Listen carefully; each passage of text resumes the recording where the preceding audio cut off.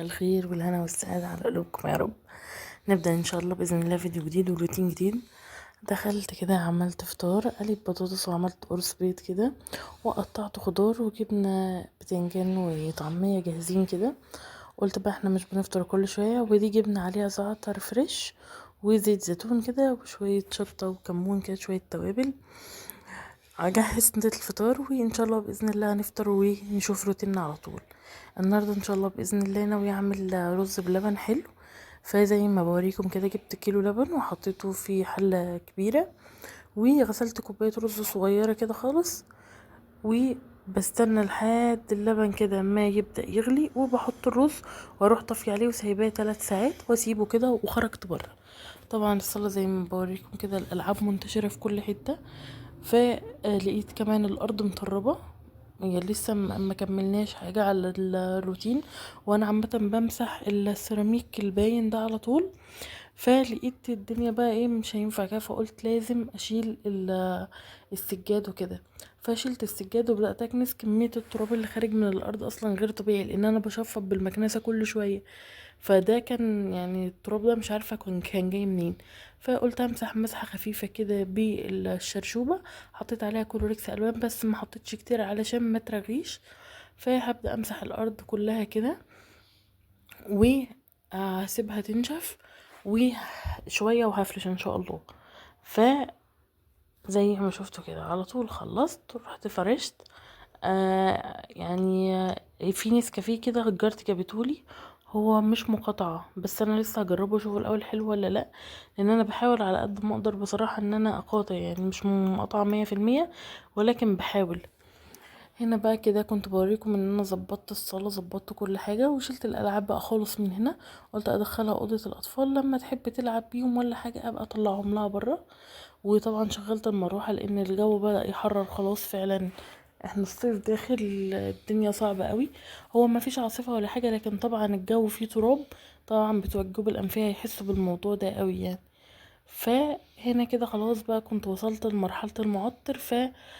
رشيت المعطر كده، وانا بحب ارشه على الورد قوي لانه في قماش وفي بلاستيك من الورد، فالريحة بتمسك فيه اطول فترة ممكنة يعني.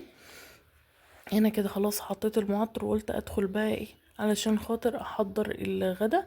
وقلت ابص على الرز بلبن كده. هو كده كان عدى عليه ساعة مقفول، كان لسه طبعا ما شربش اللبن كله.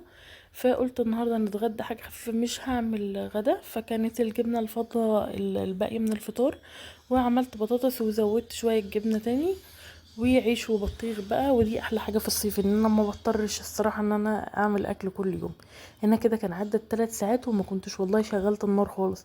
هو كده الرز شرب اللبن خلاص كده، ما بقاش في غير حاجه بسيطه. ولعت النار اهو عليه، وحطيت كده كيس الكريم شانتيه حطيته في شويه ميه صغيرين. وبدات احلي السكر طبعا على حسب كل واحد بيحبه، زي احنا بنحبه مسكر شويه. فاول ما بدا يغلي كده رحت احط عليه كيس الكريم شانتيه وهوطي النار بقى خالص كده واسيبه. في الوقت ده كنت بغسل المواعين والرخامه وبغسل كل حاجه في المطبخ بنضفه. قلت بس هسيب البوتاجاز، خلي البوتاجاز ليه حد ما اخلص. اول ما شلت الرز من على النار بقيت بغسل البوتاجاز حتى وهو سخن خالص، كانت النار مولعه يعني العين كانت سخنه نار. فقلت اغسل المواعين كده. انا عندي العين الكبيره دي حواليها محروق، كنت بعمل سيرب كده للكنافه اتحرق خالص. هنا ده شكل الرز بلبن. طبعا انا كنت وعدكم بميزانيه، هي الميزانيه انا حطاها بسرعه في اخر الفيديو يعني. هنا كان عمل الثلاث اطباق دول، وكده كنت خلاص شطبت المطبخ عملت كل حاجه. فيا رب يكون الفيديو خفيف على قلوبكم، وانا هبدا جزء الميزانيه لو انتم مش محتاجينه خلاص تقدروا تطلعوا من الفيديو.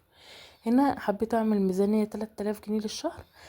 قسموها على حسب ما تحبوا، من 1500 ل1200 لحوم، والباقي بقى بين البقوليات والفطار والعشاء والتسعمية. الناس اللي ليها بطاقة تموين هيكون بصراحة معاهم توفير شوية في موضوع العيش ده.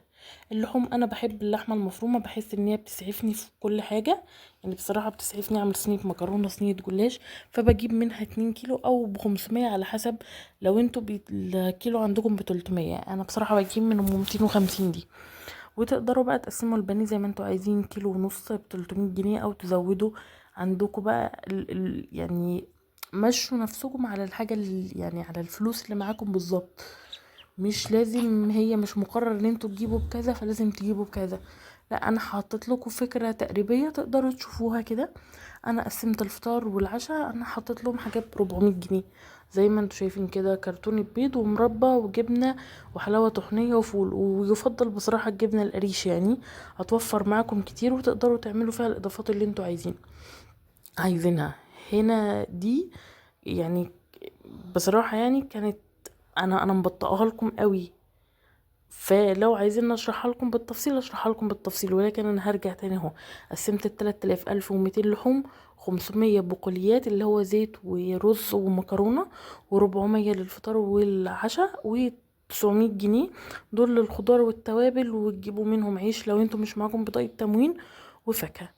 اللحوم بقى 1200 جنيه انتوا تقدروا تقسموهم من جوه زي ما انتوا عايزين، انا حاطه لكم تقسيمه كده، لكن انتوا تقدروا تجيبوا اللي انتوا عايزينه او تمشوا عليه زي ما انتوا عايزين.